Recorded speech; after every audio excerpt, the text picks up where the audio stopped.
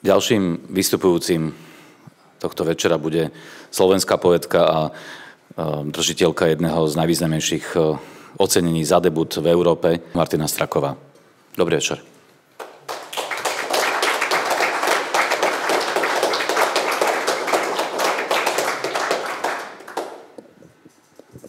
Dobrý večer.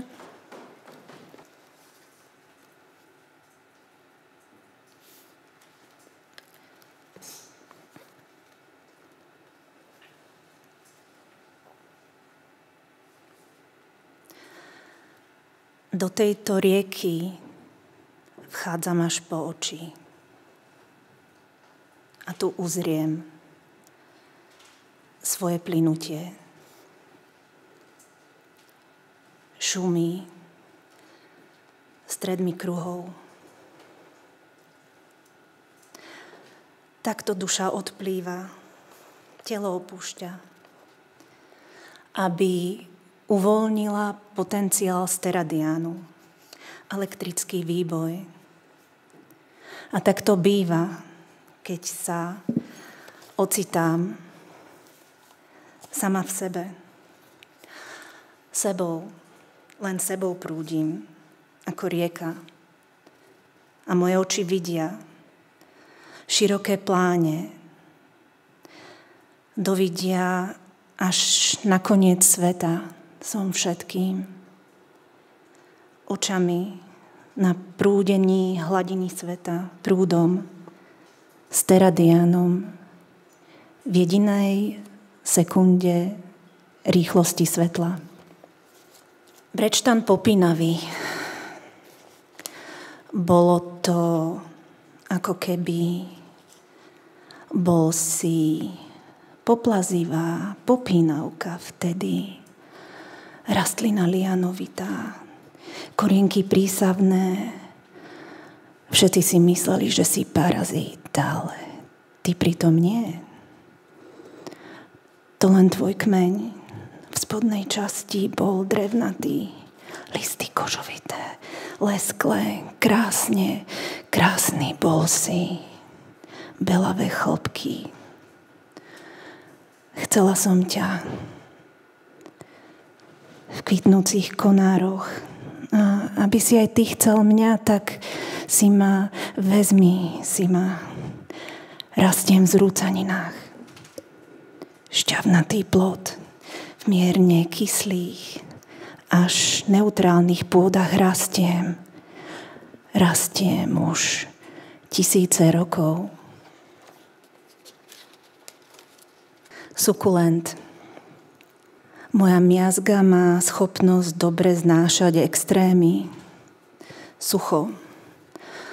Ale aj prebytok tepla má schopnosť vydržať. Moja miazga, rastlina, samurajka, som dokonale prispôsobená na život.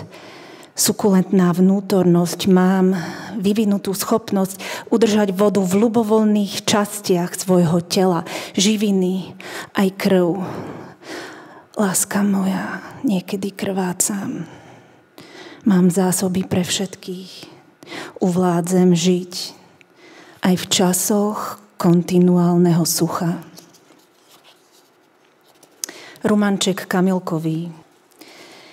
Keď sa objavil v našich viniciach v Krasňanoch, cítila som sa odrazu obklopená fotónmi.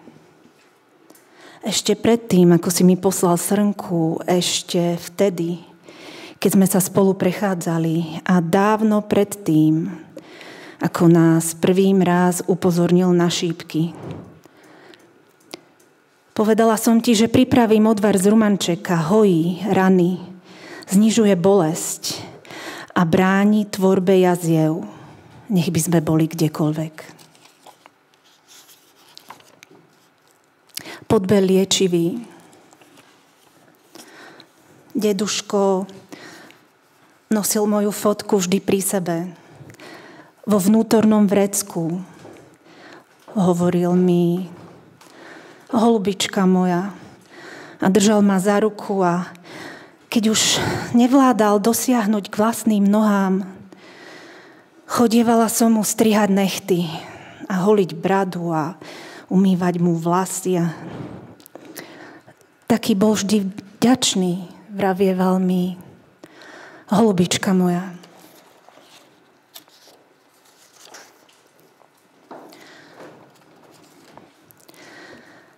Hačkujem jesennú krajinu z vlákien, krátim si čas čakaním na teba, vlnenie upletených čiapok a nákrčníkov.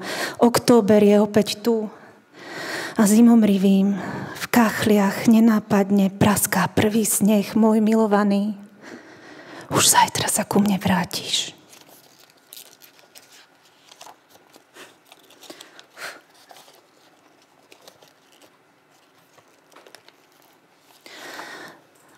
Skriem sa pred búrkou v katedrále Alexandra Nevského. Kupoly, vysoké sviece, svietniky. V modlitbách počujem šumenie mora. 2 kvety položím, 2 sviece zapálim. A budem myslieť na teba. Presne tu budem. A takto zotrvám.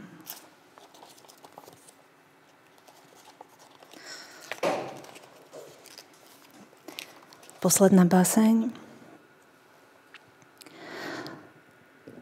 Sulfur sa dotýka našich slnkom opálených tiel. Na miestach, kde nám okrúhliaky vtláčajú svoj tvár, chodíme bosí. Aby sme opäť pocítili, že sme stále živí, že nič nie je predstierané, hapticky. Zakoreňujeme sa v najdôvernejších bodoch, kde sol znamená dreň. A voda je matná a chladná. Ďakujem pekne. Ďakujem, Martin, za pozvanie. Som šťastná, že som tu. Som šťastná, že môžem byť s vami. A pozývam vás zajtra na môj kurz kreatívneho písania o 2:00 do Listovej záhrady. Budeme objavovať chute do života a ak náhodou niekto z vás už nemá chuť do života, tak ju opäť objaví a napíšeme si aj mantru, ktorou privoláme chuť do života. Pretože život nie je jednoduchý a niekedy treba napísať a prečítať si svoju mantru a všetko bude zase OK. Ďakujem pekne.